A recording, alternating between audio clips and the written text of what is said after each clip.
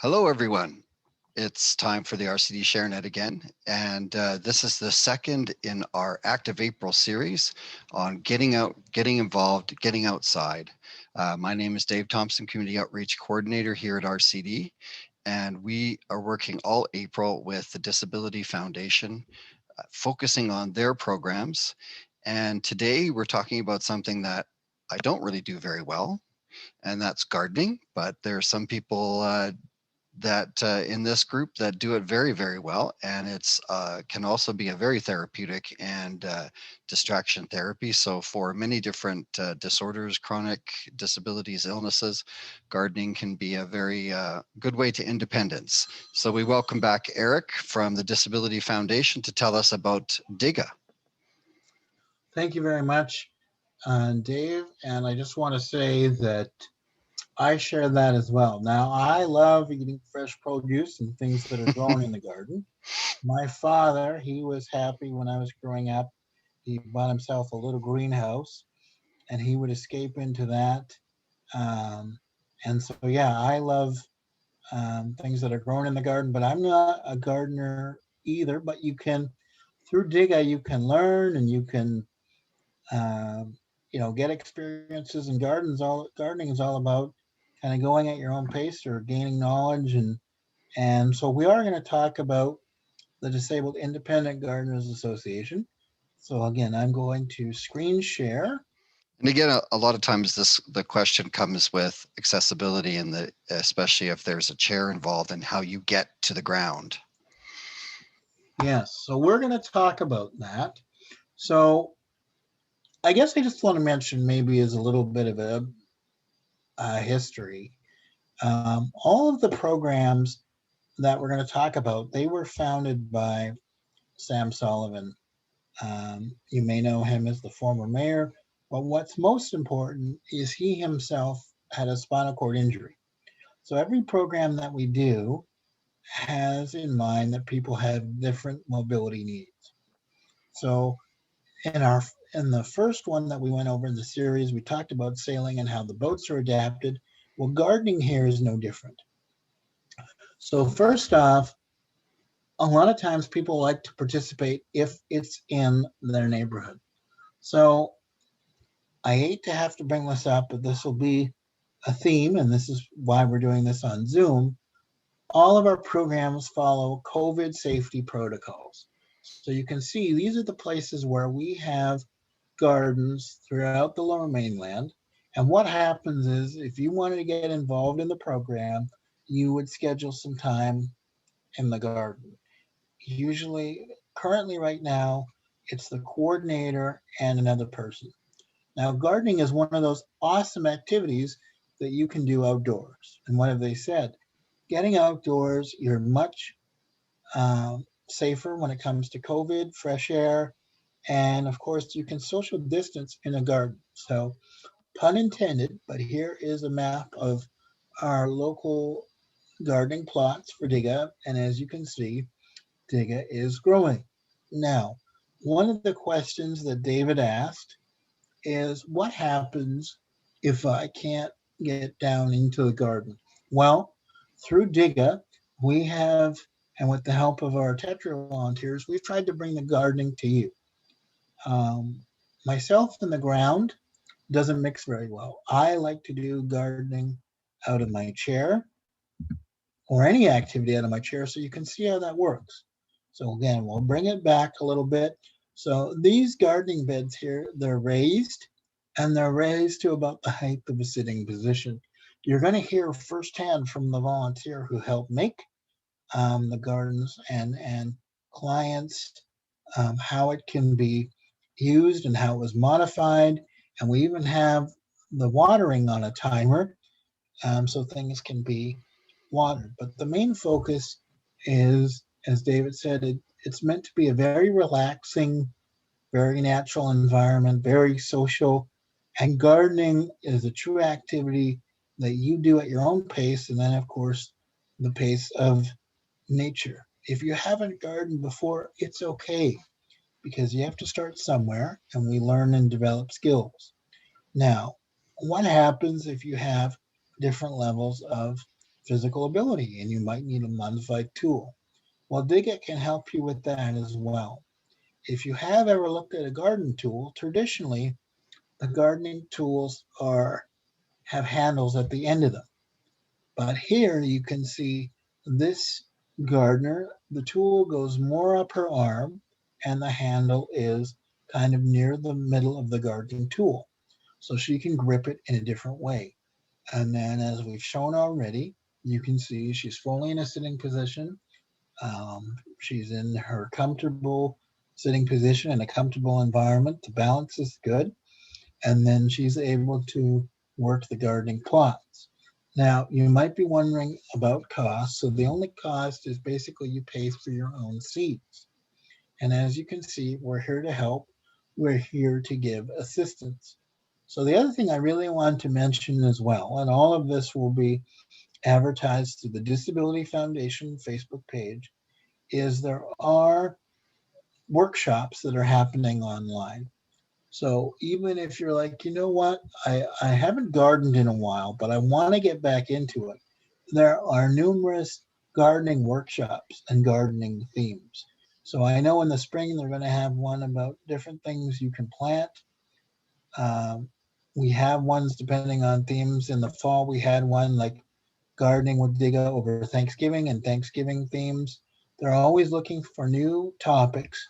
Do So you, even if sorry, Eric, do you ever have workshops on how to build those actual garden boxes or whatever?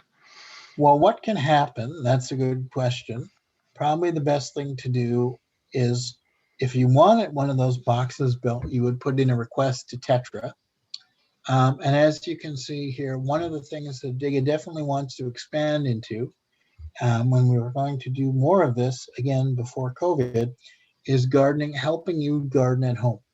So I can say that our Tetra volunteers, and you'll get to, now I'll just explain this so it makes sense. Tetra is another one of our societies, and that's where we have technically skilled volunteers. And they either have a background in engineering or wood, so they've made these types of devices. And so some of our members of DIGA are super active, and they will work with DIGA and they will work with Tetra, and they'll get a request made or put in a request and then have a gardening bed made right in their home. So maybe DIGA is a great way to garden with friends. And again, there's going to be other workshops. So this will give you an idea of the plot. Each person can have its own plot, kind of that square there. And again, this was pre-COVID, and everybody would meet and exchange ideas and get out there. And so right now, DIGA is offering online workshops, social distance get-togethers in the garden, or will be over the spring and summer. And we want to look into more of a at-home gardening as well, helping where we can. And DIGA can be a kind of a portal, as it were, or an avenue for you to connect with Tetra to have modified devices made, either like the gardening hoe or Because you one of might the. not know what you need until you sort of see it in action. That's right. That's right. And it's okay. It's okay to figure out what you need as you go along, right? How can we be expected to know what we need? But if you get gardening and you think, I wish I had a bigger handle at the end of my gardening tool, or I like garden beds that I can pull up to, so I don't have to lean over too far.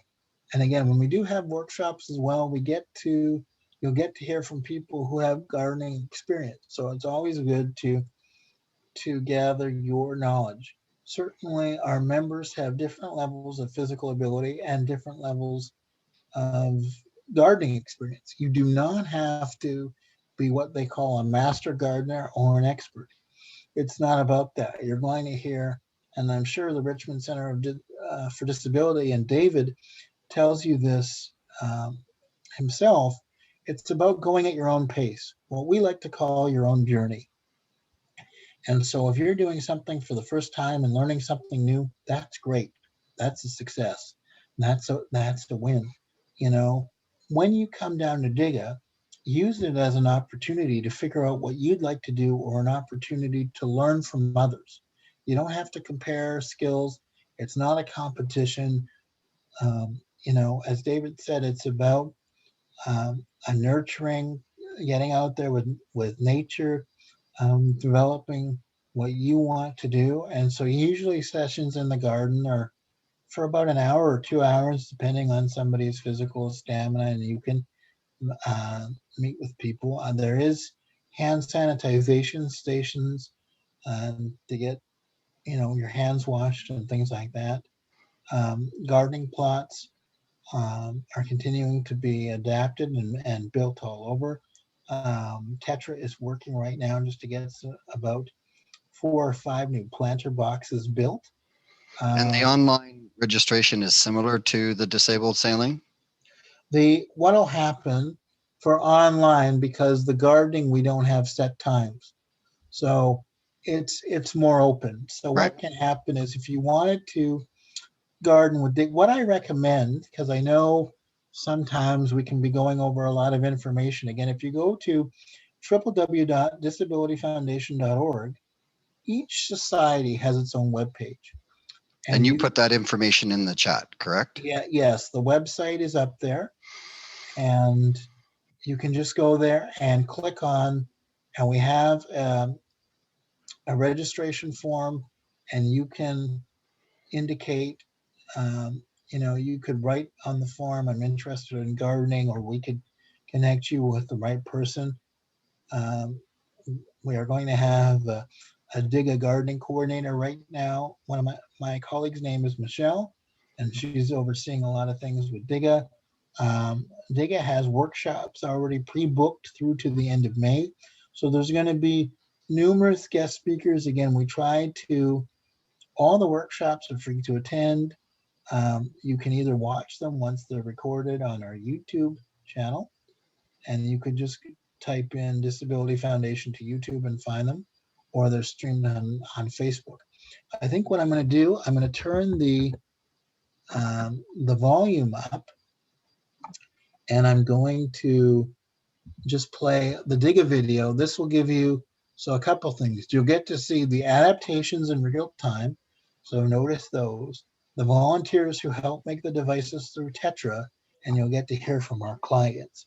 So this is an older recording, so I'm going to turn the volume up, and hopefully you can hear okay. This video is about a couple minutes, and then I'll just kind of summarize what you've seen in the video.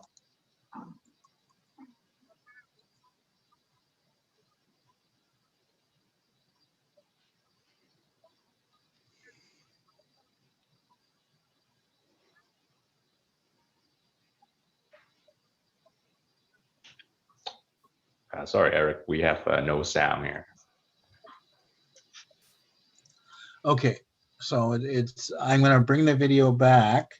I guess you have to select the audio every time. So let me just make sure that the audio is turned on. So I'm going to stop screen sharing for a moment. Yeah. And then I have to, now on the sailing video, was there sound on that one? No, there was no sound as well. Okay, so, well, that's all right. That didn't matter. But yeah, I've selected the sound. So this should work. And see if you can checkbox the optimize for video as well, because you're showing a video. Yeah, that is as big as that video goes.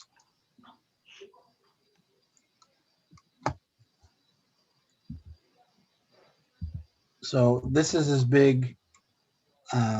This is as large because this video is embedded. So this is as large as I can make this video. So I'm just going to hit play and just give me a thumbs up if there's sound. If you did want to watch this, you can also, if you just put DIGA into YouTube, if you wanted to, if you type in DIGA, DIGA into YouTube, you could watch the video there too. So just give me a nod, David, or Ian, if you hear the sound. Hey, I'm Jean. I've been at DIGA for 3 years.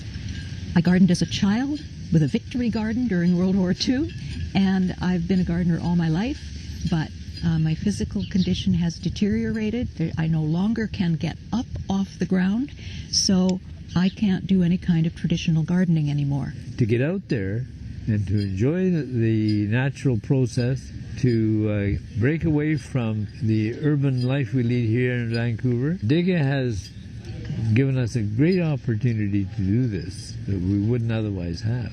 DIGA provides raised beds so that I can garden from a sitting position, and an irrigation system so I don't have to worry about the plants thriving, and I can simply concentrate on the fun part of gardening, which is the planting, the harvest. The coordinator for the disabled gardeners said that the gardeners were not able to get out here every single day, and in the summer the plants needed watering every day. So I figured the easiest way to solve that problem was to install an automatic timer on the standpipe that comes up from the city water supply and the associated watering system. So you set the timer to water every day for 15 minutes, and it does that. But what does enter into it is the satisfaction of eating what you planted, and also the fact that you've got fresh produce. That's hard to beat. And then the coordinator for the disabled gardeners said, oh yeah, well, we have another problem, and that is the plywood was rotting and was soft and in danger of collapsing. So we said we could make some new beds. And the only difference was we made it out of lumber instead of plywood, because the plywood gets wet and it loses a little bit of its strength when it gets wet. So plywood is just inherently weaker than lumber. I'm really grateful to Tetra and DIGA and George. It makes possible something I could not do anymore at all on my own, and it's a real upper of an experience. So hopefully you were able to hear the video there. I've just stopped screen sharing, so now you can, we're out of the PowerPoint and you've got me in a headshot form. But that's And the question that's been developing in my head is you grow your garden, you get the vegetables. I know for a lot of people that are on fixed incomes and whatnot else, that's great. But there also could be a sort of, I'm always, get 2 uses, 3 uses out of things. This is also a way that could enable and empower people to actually donate their food. It could. It definitely could. The fellow there, Jack, that you saw in the video, he grows these giant zucchinis. He's proud of that. And a number of our members, again, everybody is at their own pace, but a number of our members sell in farmers markets. And I know that that's very active in Richmond. So a number of our members who grow their fruits or vegetables, they might go to the farmers market. You might, be in a very giving mood and want to give it to a food bank. Mm-hmm. There's also the great satisfaction, as you heard from our own clients, of eating what you've grown and then giving that as a gift. Mm-hmm. So all of that is just a great reason to participate in DIGA. It's a great way to meet friends. It's a great way to learn new skills. And again, I want to emphasize that we will be offering lots of workshops online so you can enjoy them in the comfort of your own home. To go to the garden, there is no cost. It's just paying for the seeds that you want to plant. We can help provide tools. Obviously, if you have something that that works for you and meets your needs, please, use what works for you. Our programs are all about helping to facilitate opportunities of what you're interested in and what works for you. And it also really helps with, with accessibility and what else. Even if it's not gardening, you could go to a gardening workshop, see some sort of adapted tool, and then go, that's exactly what I need for something else. Right? Yeah. Like I have a workshop where I don't give any names to any of the stuff, because if I tell them what it is before they see it, they won't go, oh, I need it for this, because they've already got a name in their head. It's for this, right? Yeah.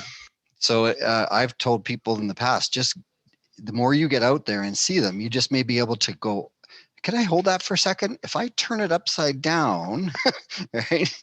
And then all of a sudden you found something that works for you specifically in your house. And that's the other thing too, is if you go to DIGA and you're like, I need something modified, to enable me to garden the way I would like to, remember about Tetra and the modifications that they can help build. You saw right from the volunteer how he came up with the gardening beds, the self-watering timer. You know, when it comes to gardening, just like the activity itself, things are always changing and evolving, and definitely, you know, we can help you. And have this more also information plays about- into, I've been teaching for the last year about the wellness, 8 dimensions of wellness, and just getting your brain going and that activity and seeing other people being challenged with problems and then fixing them gives you that same, you know, it fills all those boxes. Yes. So there's many aspects to it when it's just, it is one activity, but the payoff is, it's like an iceberg.